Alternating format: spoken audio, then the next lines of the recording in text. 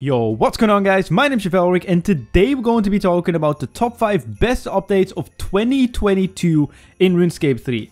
And trust me, there's actually quite a lot of them. And it was difficult for me to make this list because, as I said, there's a lot of good updates. And I feel like there's always this concern of like, oh yeah, we never get like good updates in RuneScape 3. But then if you go into it, and especially if you look deeper into why certain updates happen, like for example, the recent farming rework with the Garden of Grid, you see something that is actually really positive and really good. And we're going to be talking about all of that in this video. If you're going to enjoy it, leave a like, join in the discussion in the comment section down below. What is your favorite update of 2022 or your top 5? Let me know in the comment section down below. Subscribe if you're new. We're still trying to get as close as 2k as possible. And if you want to see my worst list, go check it out in the cards. I'll put in the link in the description as well. Without further ado, let's get into my top 5. Coming in at number 5 is the Heads Oasis. Something you probably do not expect to see on any list, but it's on mine.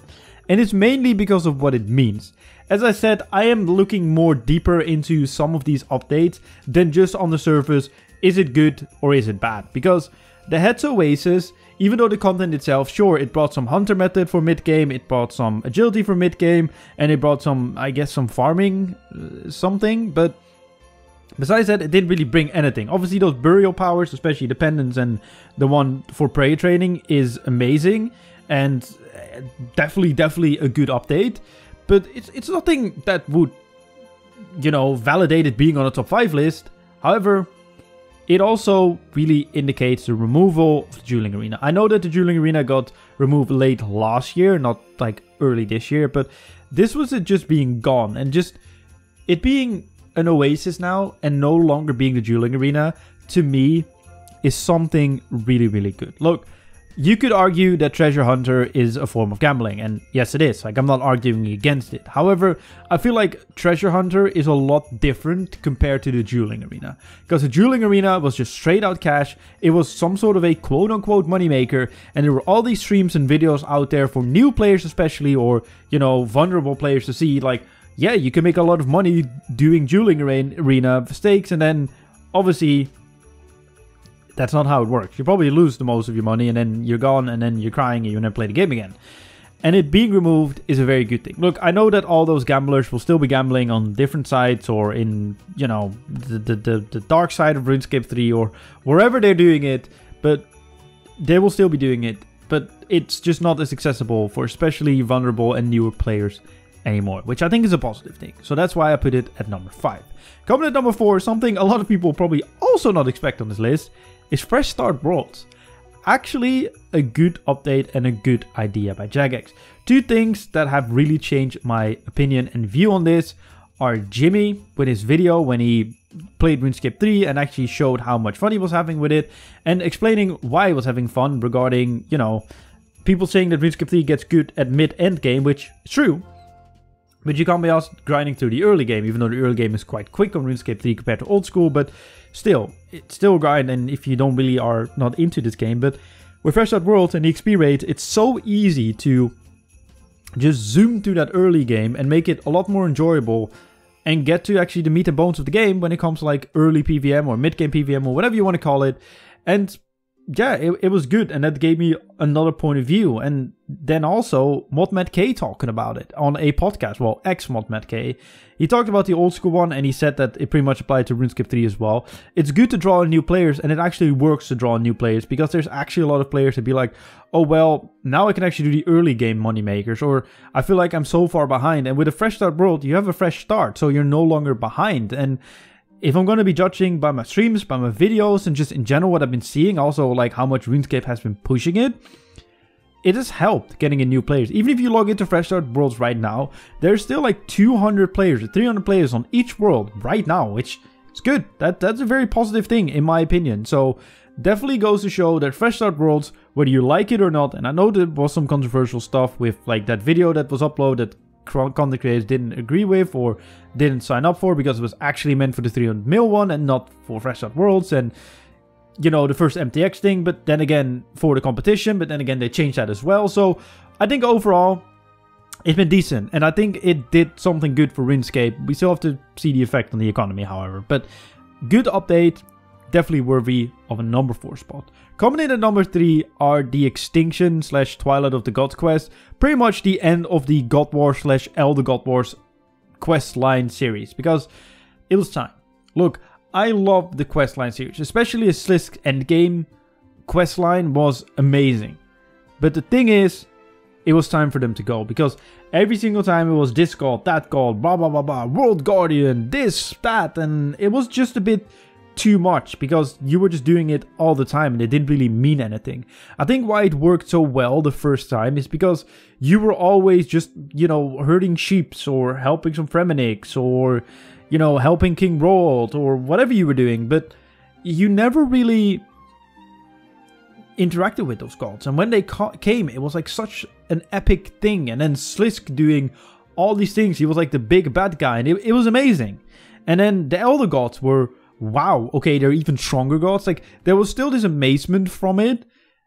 And then I've kind of felt like it was just being milked, because then it was like, oh yeah, we're talking to Sarah again. Oh yeah, oh yeah, there's Zamorak again. Oh yeah, there's Sarah Doman again. Like, it wasn't just that wow factor anymore. And I'm really happy they're ending these quests. And I think these quests are actually really, really good as well. I know the lore community is a bit disappointing of the direction and what they're doing and stuff, and even the writing and stuff. But as a Spaceport warrior myself, I really enjoyed the quests, and I did these quests without guides and stuff on release. They were fun, they were enjoyable to do, they weren't really that tedious, and kudos to them.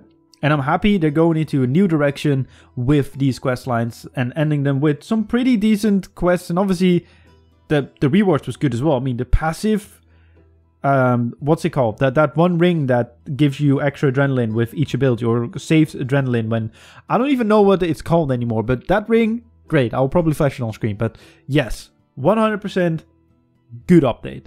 Coming in at number 2 is the accidental fire making / fetching rework, but mainly the farming rework. I am a huge fan, as you guys know, of these small skilling reworks. I know that the fire making, fletching, accidental, whatever it's called, wasn't really a rework, but it was a different take on the core basic concept of the skill, because fire making is just lighting fires and fletching is just standing at the bank crafting logs or arrows or whatever you're doing with it. And having the accidental fire making / fletching update kind of made it a little bit more interactive and just added a more active way to train the skill to the skill, which I think is a good thing. I like it, but the main thing is the farming rework. The farming rework when it came to the Garden of Carid and the way seeds work and the way herbs work and removing herbs from drop tables of bosses is such a good thing, in my opinion. Like, this, as I said, like, mainly these picks are all like more like thinkers than just flat out, this is good, this is bad, but having them look at skills as the main thing, like, they flat out said that, like, the main thing of RuneScape, the core, the essence of RuneScape are the skills. But nowadays, people are not really doing the skills anymore, besides just training them to 99 or 120, depending on whatever the skill level is, because PVM is the best way to skill. And them reworking farming and having it so that farming is by far the best way to get herbs, and I mean, you can't even get herbs from bosses anymore, so you have to do farming, is great. You get so many herbs now, and seeds are a lot more expensive again, and it's good. Like, we still need to wait for the actual prices of herbs and seeds when everything balances out and everything updates on the Grand Exchange, but overall, I think it's a good thing, and I think this mindset is really positive for RuneScape, because I feel like skilling, I feel like the supply cost should be the same, but I still feel like skilling should be just as good, if not better, than PVM to be able to get these supplies. And as I said, like, I would like the prices, especially of the supplies, to be somewhat the same, maybe a little bit higher, but because it makes potions and other things accessible to lower players. But I do think that people should, you know, there's no reason for you to woodcut. There's no really reason, well, there wasn't really a reason for you to do farming unless you want to go for 120. Now there actually is, because it's a good moneymaker. It's always a good moneymaker. It's even better now.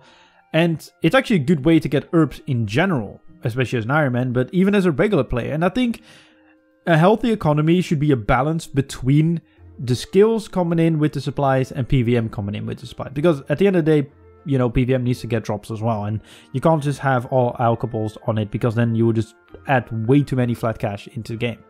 But yeah, I think this is positive, and they're going to be looking at multiple skills in the future as well. And this is such a good thing for the future. Before we get into my number one pick, I want to give some honorable mentions. First of all the quality of life updates this year. There have been some incredible quality of life ones. My highlights are definitely Surge no longer being a combat spell or combat ability unless you're in combat, so you can still stall. Infinite 24-hour god books. The world map improvements, it's way better. Like, it's just, all the tooltips are just better. Persistent Rage now just being a new relic, but mainly just not having to stall Drenning anymore with the new puzzle box thing, which is great. The special attack reworks, because they're not going to be doing more special ones in the future as well. But even now, it's good, and it buffs older items. And I think overall, that's just a positive thing. No more punishment for elite dungeons with friends. I mean, the drop rates are pretty much the same, especially if you can do them really quick. And that's good. And also, the Iron Man can now PVM with mains, which is also, in my opinion, a good thing. And lastly, the overload sets. I mean, it saves me just buying extreme. Buying extremes is good. It's great. Great update.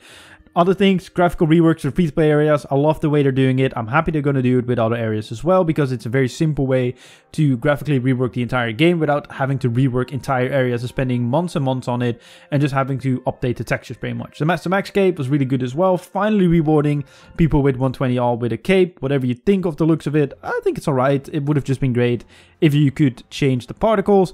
And lastly, which will tie into my number one pick, are the Zamorak demon events, because that made me really feel like an MMO. Just the Zamorak demons, you know, appearing because of a new boss coming to the game, and you getting some new rewards already from the new boss or dungeon that you didn't know what they were going to be doing until the boss came out. That to me gave me such an MMO feel, and that it was amazing. I really did enjoy, even though I'm not really a big fan of events, but events when it comes to like hourly or whenever they appeared.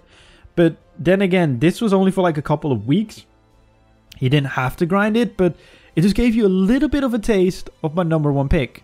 And that obviously is the Elite Dungeons 4, aka Zamorak, the Lord of Chaos boss fight. I think it is so sick you can take on an actual god in RuneScape and take him on for his loot. And I had so much fun with this boss. Look, I want to start with the dungeon though. I will get to Zamorak in just a little bit, but the dungeon itself was a maze. And I have some slight issues with the dungeon, especially because the things with like the new ladders and like the areas that you need to walk to. Like, I don't mind them adding new traversing mechanics, but it's a bit bad if you do it in something that's already a maze.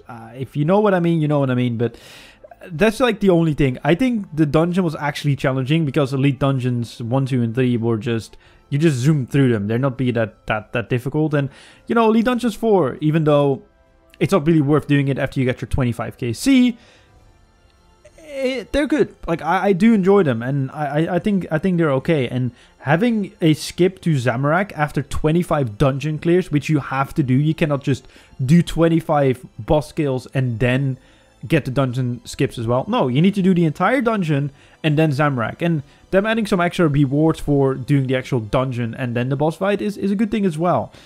But also the story mode. That's something that made this accessible for everyone, because the story mode made this dungeon pretty okay. Like, you still made a little bit of money. I think the money is pretty decent for what story mode is. Obviously, I made an entire loot video on it. Probably has gone down now, but you still make like a couple of mil an hour if you do story mode runs, compared to obviously like maybe 15 or 20 mil an hour that you would normally make without any uniques. But still, it's good, and it gives people a little bit of a taste, and you can practice the boss that way as well. However, let's get into the boss. I think the boss fight of Zamorak is so enjoyable with the different kind of order you can change these, charge these paths in that give you different buffs, but also give Zamorak different buffs. Obviously, there will always be a meta one for that one, but it's great, and it's even changing with the P7. Like, P7 has a different order compared to below P7 or just P6. Obviously, if you do a P7 kill, and I think that's great, and it's just a really enjoyable boss fight. Like, I generally do enjoy it.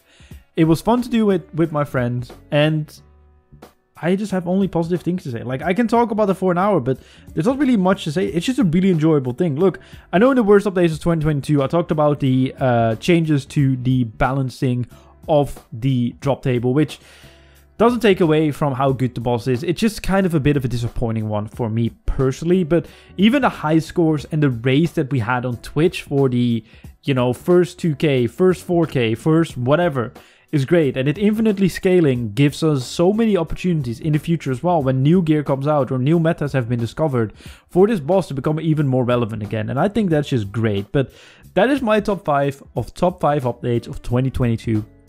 Let me know in the comment section down below what you think of this list. Do you agree? Do you not agree? What is your top 5? What's your favorite update? Let me know. Like this video if you enjoyed. Subscribe if you're new. My name is Chevalric.